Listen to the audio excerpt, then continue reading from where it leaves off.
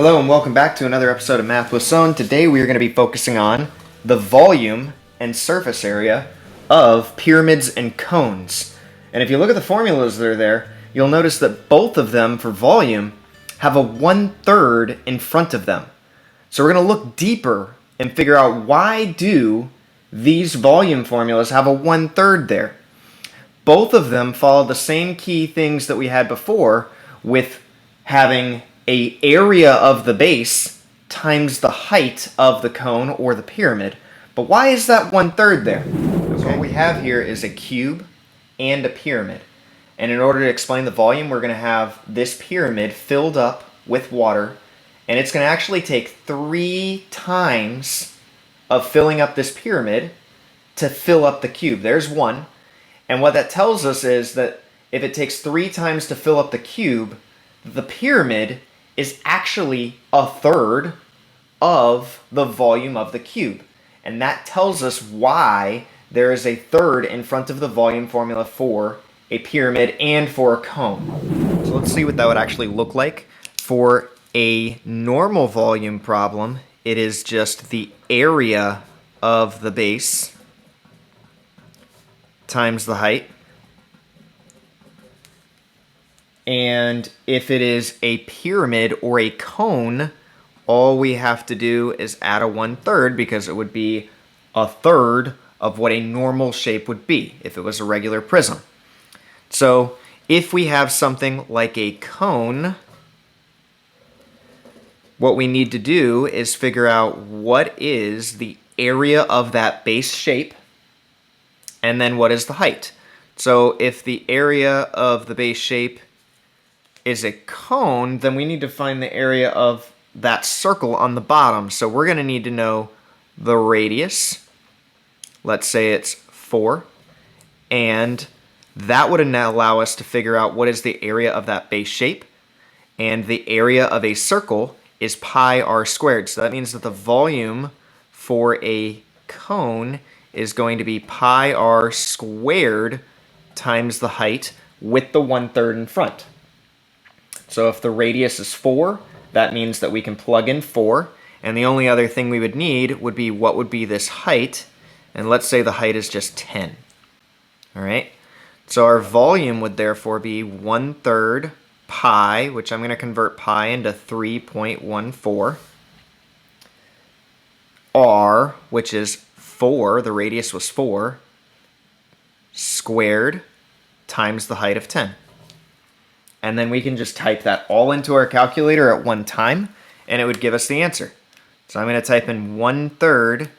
Now, if you don't have a fraction button in your calculator, what you would want to do is actually type in the 3.14, the 4 squared, and the 10, and then divide by 3. So I might actually do that because not everybody has a fraction button in their calculator. So what I'm going to do is I'm actually going to do 3.14 times 4 squared times 10, and then after I'm done, it's very important that you just don't hit divide by 3 before this point. After you're done with that, you'll get an answer, then you'll divide that by 3. Okay? So I'm going to type in the 3.14, the 4 squared, times 10. I get 502.4, and then I would divide by 3. And when I divide by 3, I get 167.46.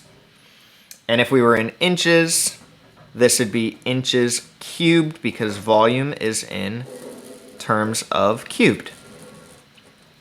So that's our first volume problem. They're not that bad. It's just following a formula. If we change it to, instead of being a cone, but a pyramid is, in my opinion, a little bit easier. So most of your pyramids are going to be rectangular pyramids where they have a square or rectangle base shape on the bottom. That's what I have here.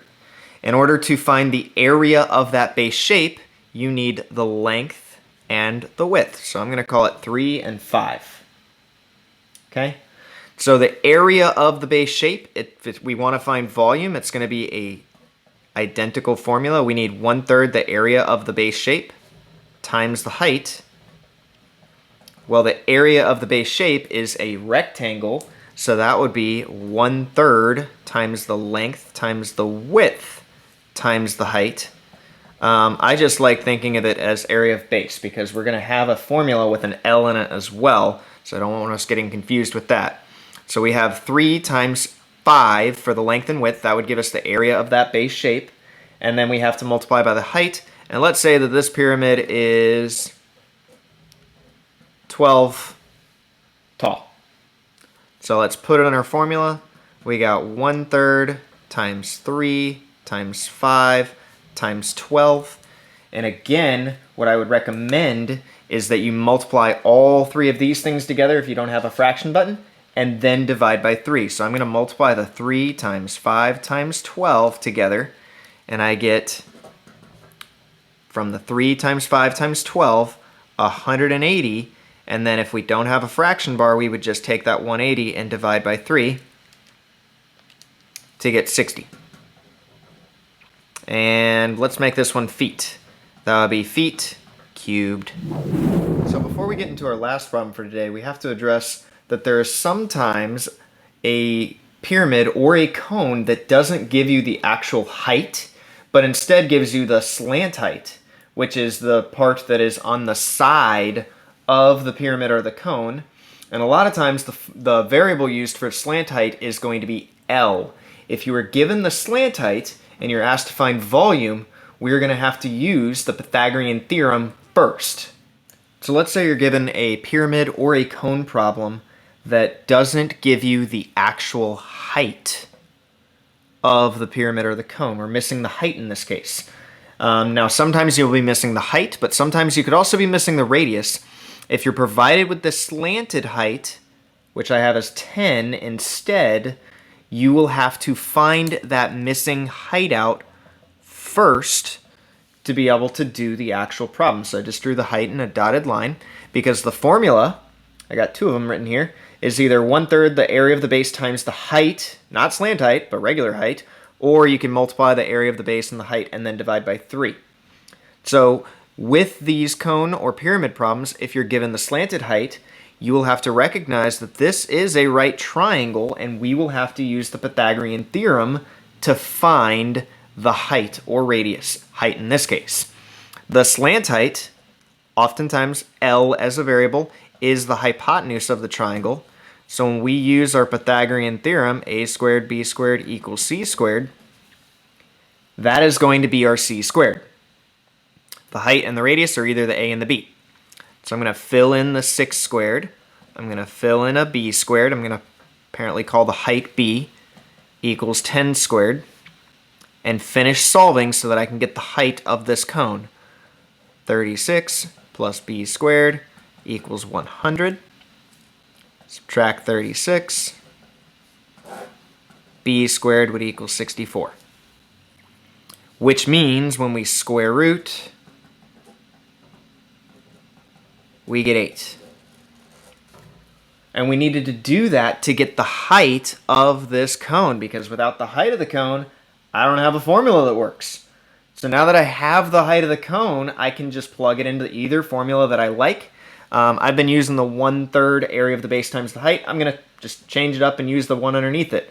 So we have the area of the base, that's what the base means, and the area of the base this time is a circle, so that's going to be pi r squared for the area of a circle, area of the base, times the height, we just found that out, but I'm going to write height this time divided by 3. So pi r squared would be pi times 6 squared times the height that we just found out, 8, divided by 3. And we can type that in our calculator. I always say that you should do the top part of this fraction first, and then when you're finished, divide by the 3. So I'm going to do 3.14 times the 6 squared times 8, and then divide by 3. And when I do that, I get 301.44. Rounding up to the nearest tenth would be 301.4. Okay? That's going to do it for this episode of Math with Sohn. Join us next time, and we're going to be doing surface area of the pyramids and the cones. You don't want to miss it.